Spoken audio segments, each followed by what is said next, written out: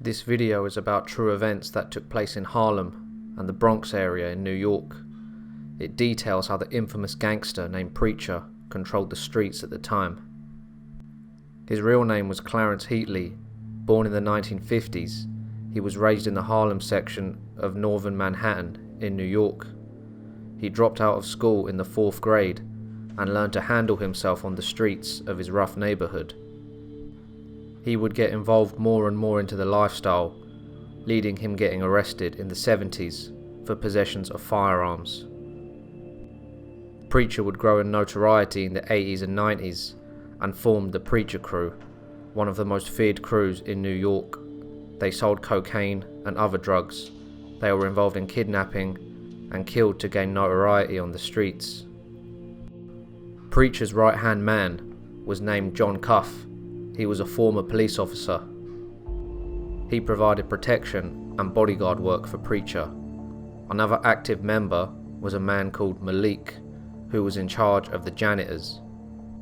The janitors would clean up dead bodies, and you couldn't be a janitor unless you'd killed somebody. Malik was valuable to the crew. Every hit he was sent on, he never failed, and he liked it. A dealer was selling in Preacher's spot. Preacher's son Shocker rode out with Malik. They followed the dealer, and Malik shot him at point-blank range.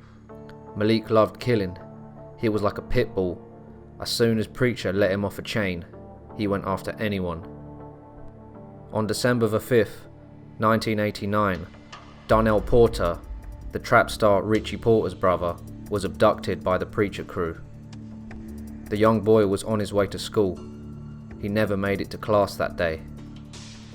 Alpo, Donnell Porter's own uncle, gave the Preacher Crew the drop by telling them where the child would be.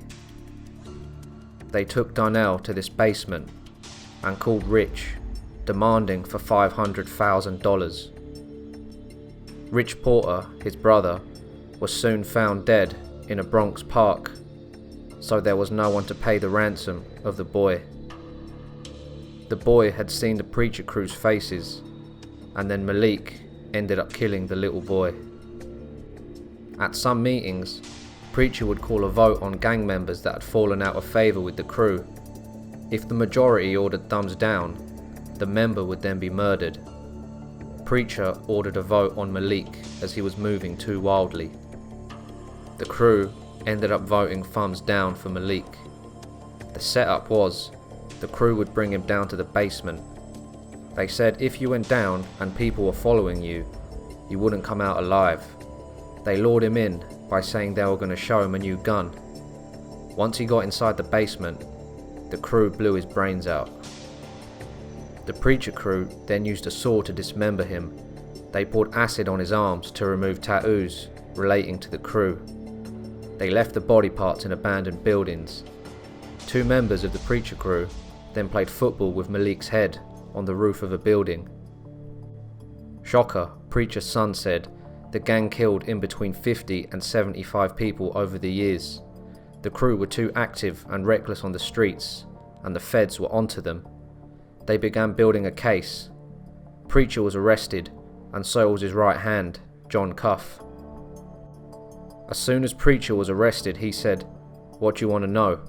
and began snitching on his whole crew. Once the crew was arrested, they agreed to cooperate with the feds. There was no more organisation, as a boss had ran his mouth. Preacher even snitched on his own son Shocker and his daughter. Shocker said they were so brainwashed by Preacher that they would have followed him into hell. They killed for him, so they would have died for him. He said he would have taken all the charges if he was told to. Shocker ended up confessing to 14 murders and was charged with 22. Preacher told his son to tell, but Shocker wasn't willing to. In the end, he became a government informant and started telling. No one in the Preacher Crew stepped to Preacher when they knew he was telling. Fear might have still been installed in them from all those years of following him. Even Preacher, as soon as he knew he would serve time, started telling, and his whole crew followed suit. Preacher's son Shocker is currently serving time in the Witness Protection Program. Preacher is serving time in the regular population in the federal penitentiary. The devastation the Preacher crew caused was crazy. So many dead, and the whole crew ended up in jail. Preacher got a life sentence, plus 20 years. The takeaway message from this story is that the streets don't love anyone. All these so-called street legends are now just a memory, and most of them snitched on each other. Just something to think about.